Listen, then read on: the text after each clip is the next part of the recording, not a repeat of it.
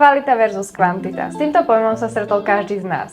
Ale vie každý z nás, čo to naozaj znamená a prečo je dôležité? Ahojte, ja som Tami. Minule sme si objasnili, čo je to móda a dnes vám pomôžem pochopiť podstatu udržateľnej módy. Posledné roky udržateľnosť patrí k tým najviac diskutovaným témam vo svete. A niečo čomu diviť, keďže za rok vyprodukujeme až 92 miliónov? Koľko? 92 miliónov tón odpadu. K tomuto problému prispievajú najviac fast fashion značky. Pod pojmom udržateľnosť si jednoducho vieme predstaviť veci, ktoré sú vyrobené z kvalitných materiálov a udržia sa na našej planete viacero sezón. Možno sa pýtaš, ako môžeš práve ty prispieť k udržateľnosti. Je tu veľa spôsobov, ale ja ti poviem tie najjednoduchšie. Ako prvé, správne sa rozhodni, kde chceš nechať svoje peniaze za oblečenie. Po druhé, keď si sa už rozhodol, kde chceš nechať svoje peniaze za oblečenie, tak kupuj menej, ale kvalitnejšie. Kvalitnejšie kúsky často bývajú drahšie, ale ver mi, časom to šetrí peniaze.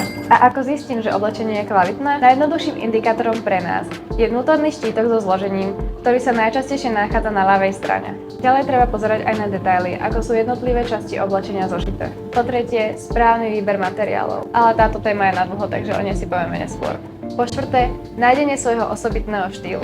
Ľudia, ktorí nemajú zadefinovaný svoj osobitný štýl, často nakupujú kúsky v obchodoch, ktoré sa im páčia na prvý pohľad, ale keď dojdú domov, zistia, že si ich nemajú k čomu obliecť a potom im kúsky stoja v skrini. Ak nevieš nájsť svoj osobitný štýl, môžeš si pomôcť Pinterestom a vytváraním si moodboardov, alebo sa jednoducho obrátiť na profesionálnu pomoc, ako sú personálni stylisti. Po piate, správna starostlivosť o oblečenie.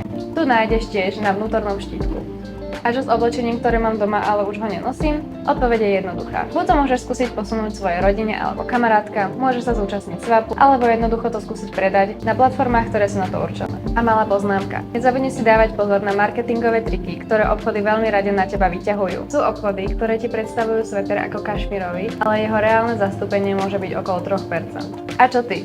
Pozeráš si zloženie oblečenia? Napíš nám do komentárov. Teším sa na teba pri ďalšom videu a budeme vďační za každú jednu spätnú väzbu. Ako môžeš práve ty. Dobre. A čaute.